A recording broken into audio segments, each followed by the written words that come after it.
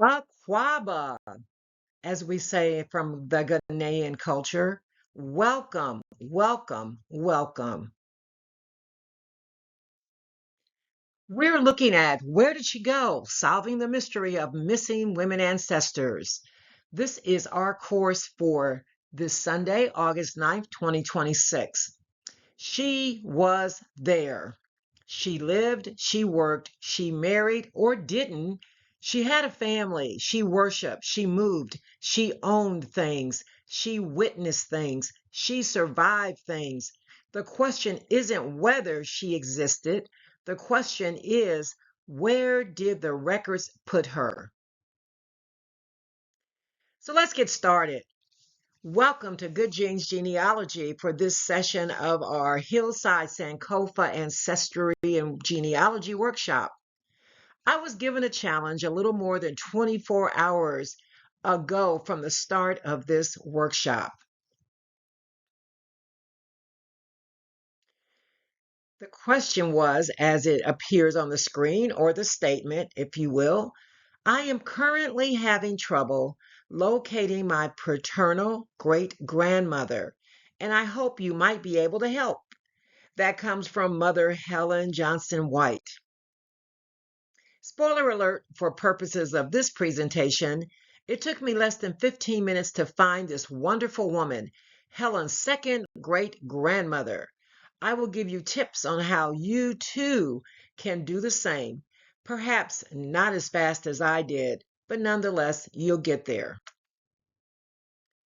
Anytime we can't find the air quotes, her end quotes, there are tried and true techniques to hopefully locate our ancestor. Let's call it the 5 pass. And now it is time for those who have this to pull out your worksheets that I provided to you. Now, there are some online. I placed it in the chat.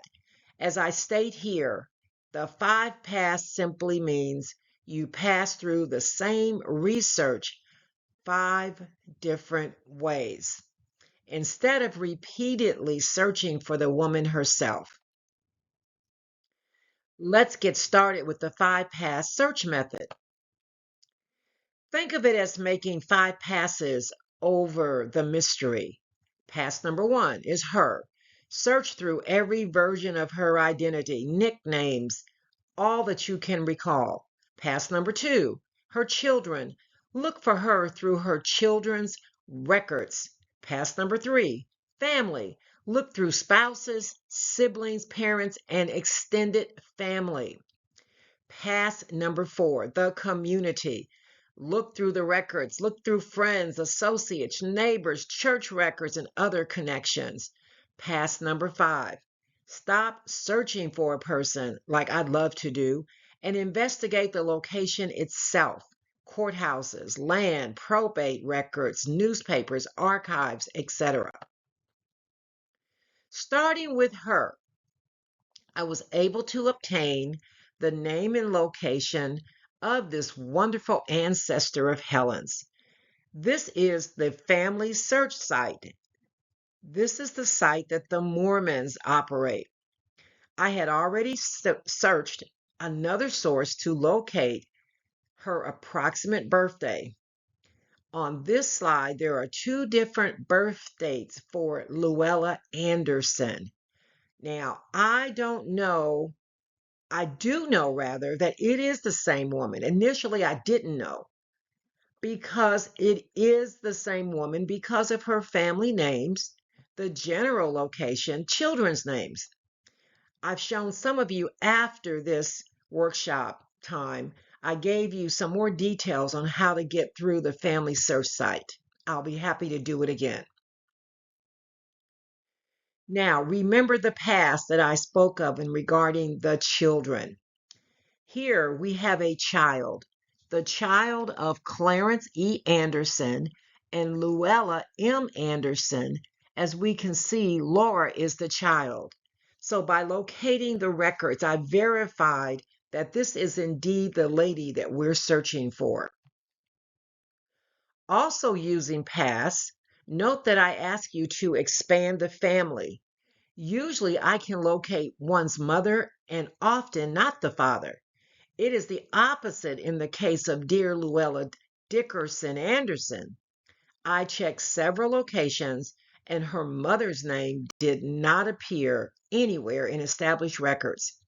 Now that's a challenge I love and I will explain more later.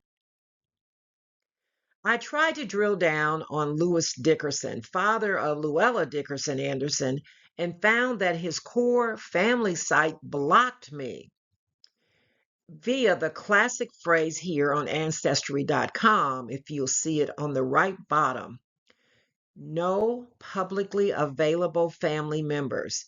It usually means that the other Hugh, or sometimes even our own family members that we know and love, don't want us in their family business. Now, on to the community and the place that this lady lived in. Here's a quick snapshot, and I will let you use your imagination, all of your faculty wills, on how challenging life was like for yet another amazing overcomer. As you can see, life in 1910 for a Black woman, a wife, and a mother in Barron Creek County, in Barron Creek, Maryland, it was tough, but it was something that this lady overcame. As you can see, it was a small rural community on the eastern shore of Maryland. At the time for her, she was in a place where racial segregation and economic hardship and community resilience were the order of the day. Now, we went through this somewhat rapidly, yet I will pause and I will ask you all, who are the female ancestors you are searching for, and why are you seeking them? I will share with you a few examples of some findings of members of our Hillside Sankofa Ancestry Workshop and my family and friends. Here's one lady who I was researching as part of a broader project involving the ancestors of Georgia Democratic gubernatorial candidate Keisha Lance Bottoms. Her second great grandfather inherited 537 acres of the enslaver William T. Peake's. Notice that the reference to this Peake lady is unknown slave mother Peake, who obviously bore children with Samuel Peake, and they are listed. This is one of those strange victories for us genealogists in that we were able to find the mother of Peter and Charity Peake. If and when I get more time, I will dig into finding her name through court records, wills, etc. Finding the mother of my favorite mentor from my childhood, Charles Washington, was quite a victory for me. Recently, I found his mother's name by reading the death certificate of Charlie's brother, Booker Taliaferro Washington. Thus, I finally learned his mother's name, Julia Cunningham Washington. On Sam Wilson's tree, a relative born somewhere in 1888 and 1899, I believe we found this relative who apparently was born in Texas, yet I was not able to find her mother and father, spouse, and other family. I was also posed a great challenge by Jamil Rackley, and that was to locate the relative who inspired Jamil's mother to be such a magnificent civil rights activist, along with being a tremendous professor at my undergraduate alma mater, Clark Atlanta University. In this case, it may be her, as in Jamil's mother, her maternal grandfather, or one of the other outstanding ladies along the maternal lines in her family tree. The research continues. We will now roll up our sleeves and discover more. I will gladly take your questions. Before we conclude, I want to state The women were not necessarily absent from history. They were often obscured by the way history was recorded. For women of African diaspora heritage, several layers can compound the problem. As we leave, I want to say from our Ghanaian brethren, I offer Madasi.